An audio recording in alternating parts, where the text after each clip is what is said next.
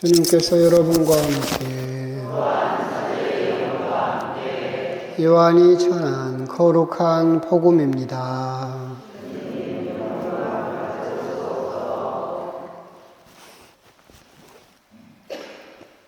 그때 예수님께서 제자들에게 말씀하셨다.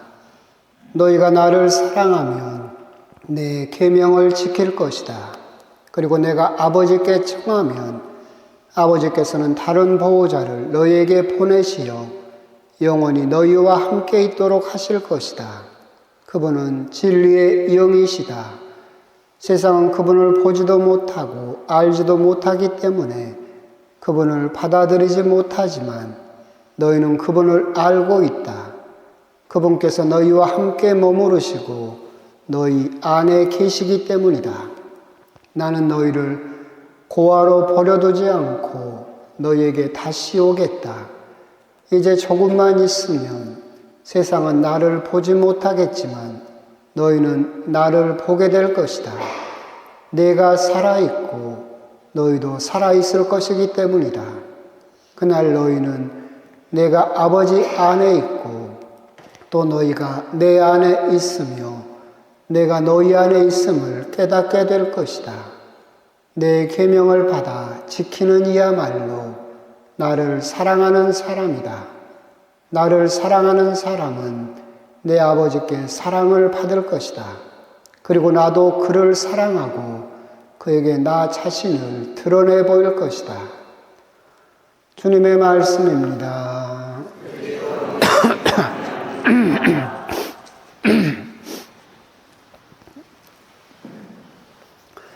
참 예수님, 저녁들은 드셨습니까? 뭔 반찬에 드셨어요? 옛날에 어렸을 때 할 때 여우야 그거 있었네.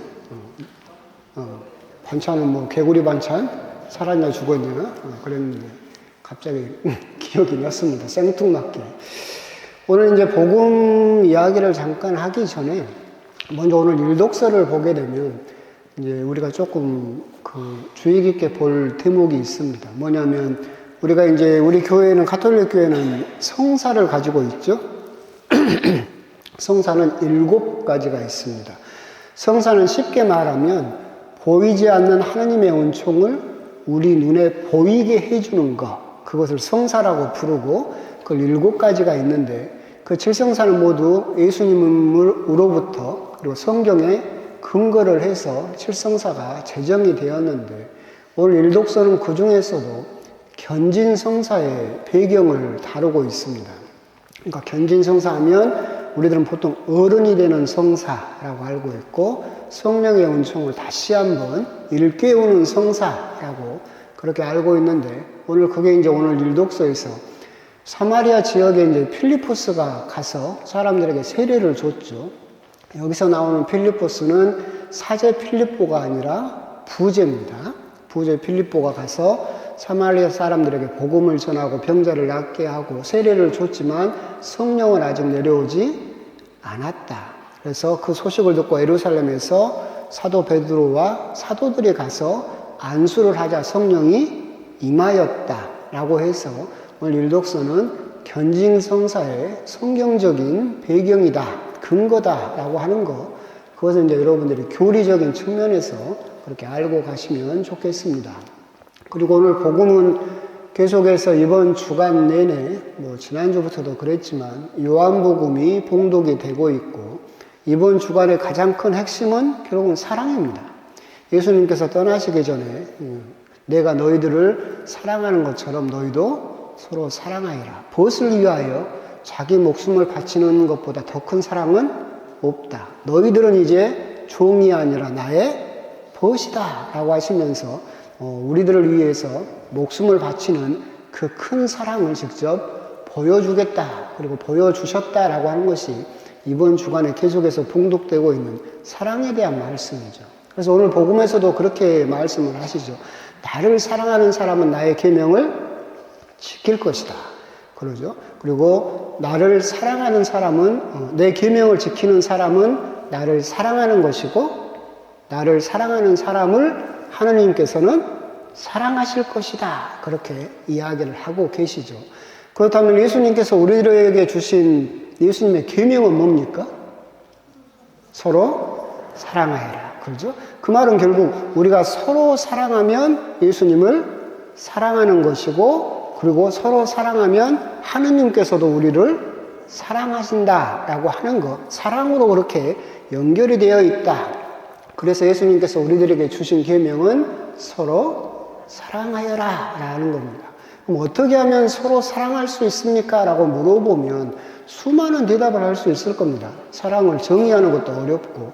근데 이제 사랑에 대해서 서로 사랑하는데 어떻게 사랑해야 될까 생각을 해보면 이렇게도 생각해 볼 수 있어요.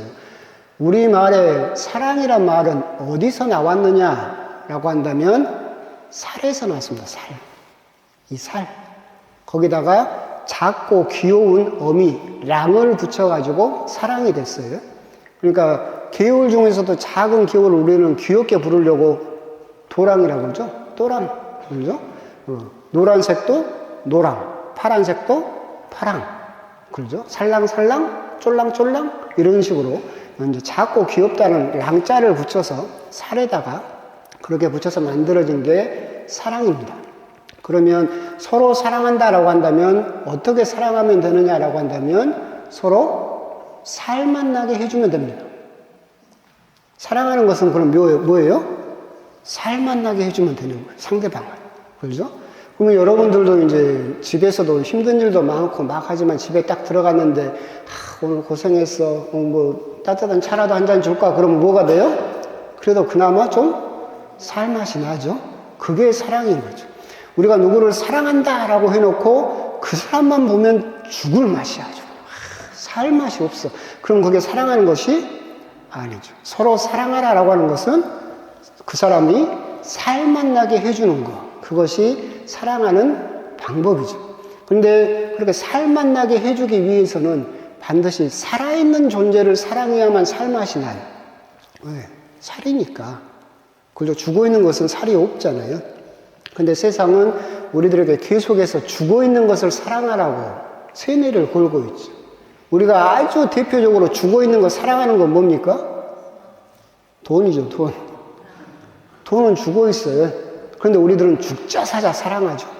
핸드폰도 사랑하고, TV도 사랑하고, 자동차도 사랑하고, 컴퓨터도 사랑하고, 출세도 사랑하고, 권력도 사랑하고, 죽어있는 것을 계속해서 세상은 사랑하라고 그러죠. 근데 죽어있는 것을 사랑하면 거기서 무슨 맛이 나겠어요? 죽을 맛이 나죠. 죽을 맛도 어원을 찾아보면 무슨 맛이냐면 죽 아시죠? 죽. 거기서 나온 말이에요. 그러니까 지금이야 무슨 본죽 있고 해가지고 거기다 전복도 넣고 닭고기도 넣고 소고기도 넣고 해서 죽이 맛있죠. 근데 옛날에는 그런 거 넣었을까요? 안 넣었죠. 흰 쌀만 몇 시간을 팍팍 과가지고 그걸 주잖아요. 그렇게 흰 쌀만 팍팍 과서 준 죽은 뭔 맛이 나요? 죽맛 나죠, 죽맛. 거기서 죽을 맛이 나는 거예요. 죽을 맛은 그러니까 무슨 맛이에요? 아무 맛도 안 나요. 살아있는 맛이 전혀 없죠. 그러니까 우리들은 옛날에 그 흰죽 먹으려면 간장이라도 쳐야 먹지, 그거 어떻게 맨으로는 못 먹잖아요. 그게 죽을 맛이에요. 죽어있는 것을 사랑하면 죽을 맛밖에 안 나요. 그러니까 여러분들이 세상 살이가 힘들고 그렇게 돈을 사랑해도 그 돈을 사랑한 결과가 살 맛입니까? 죽을 맛입니까? 죽을 맛입니다. 아주. 그러죠? 살 맛이 나려면 살아있는 존재를 사랑해야만 살 맛이 나요. 세상은 계속해서 죽은 것을 사랑하라고 이야기를 하지만 결국 우리 역시도 서로 사랑하여라 라고 했을 때 내 옆 사람에게 특히 서로 사랑하라 라고 했기 때문에 당연히 내가 사랑해야 될 사람을 살맛 나게 해주는 것, 그것이 우리가 서로 사랑하는 방법이다. 그런데 우리가 여기서 이제 신앙적인 면도 한번 곰곰이 생각을 해보면 결국은 신앙 역시도 살아있어야 되죠. 여러분들 신앙생활 하면서 죽을 맛 나면 되겠습니까? 안 되겠습니까? 안 되죠. 신앙생활을 해도 살맛이 나야죠. 그렇죠? 그래야 우리가 신앙생활을 하면서 즐겁고 행복하죠. 그렇기 때문에 오늘 복음에서도 예수님께서 이야기하시잖아요. 너희들에게 조력자를 보내겠다. 그죠? 진리의 영이시다. 그 조력자가 오시면 우리들을 어떻게 해주겠다라고 말씀을 하시냐면 살아있게 해주겠다. 그죠? 오늘 복음에서도 성령이 내려오시면 너희들을 살아있게 해주고 하느님 안에서 너희들을 살게 해주겠다. 결국은 성령이 내려오심으로써 우리들을 살게 해주고 그렇게 살아있는 신앙을 우리들에게 갖도록 해주겠다라고 하는 거죠. 근데 이 살아있는 신앙을 우리들이 가지려고 하는데도 우리 신앙도 시간이 지나고 하게 되면 죽어버립니다. 그죠? 성당 가도 재미도 없고 성당 가봤자 기도가 되는지도 모르겠고 미사 보려고 앉아있어도 아무 맛도 없고 그냥 딱 죽맛이죠. 그러잖아요. 맹숭맹숭하니 죽맛이잖아. 아무 맛도 없고 강론도 재미도 없고 성가도 뭐라고 하는지 모르겠고 그러잖아요. 그렇게 돼버리는 이유가 뭘까요? 여러분들 세례 때를 생각을 해봐요. 그때는 재밌고 살 맛이 있었죠. 근데 지금은 내 신앙이 죽을 맛이 돼버렸어. 왜 그럴까요? 뭐가 그렇게 우리들 신앙을 변질되게 했을까요? 가장 큰 건 익숙하다라는 생각이에요. 여러분들이 신앙생활을 하다 보면 나 알아. 해봤어. 나 다 해봤어. 나 알아. 이렇게 익숙하다라고 생각해버리는 순간 우리 신앙이 죽어버려요. 미사. 내가 신앙생활 보통 한 2년, 3년 지나면 매주 가고 평일미사 가고 해가지고 미사 맨날 똑같지 다를 게 뭐가 있어. 그러잖아요. 미사 나 다녀봤어. 다 알아. 성경 나 그거 미사 때마다 독서로 듣고 복음으로 듣고 심지어 읽기도 했고 어떤 분은 내가 성경 쓰기도 했어. 내가 성경 다 알아. 익숙해. 라고 계속해서 내 신앙이 익숙하다라고 생각해버리면 여러분들 누구도 익숙하다고 생각을 해버려요? 하나님도 익숙하다고 생각을 해요. 그렇게 되면 내 신앙이 죽어버려요. 그러면 성당 가도 아무 맛이 안 나요. 살 맛은 뭐냐면 새로운 맛이죠. 그죠? 살아있는 맛이니까. 그런데 내가 익숙하다, 다 알아.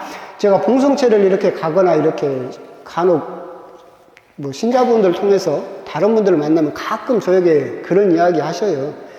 신부님 제가 그래도 옛날엔 사목회도 하고 했습니다. 신부님 제가 어렸을 때는 제가 복사도 했던 사람입니다. 그게 지금 뭔 상관이 있습니까? 아무 상관도 없죠. 옛날에는 했었는지 몰라도 지금 어떻게 됐어요? 죽어버렸잖아요. 그렇죠?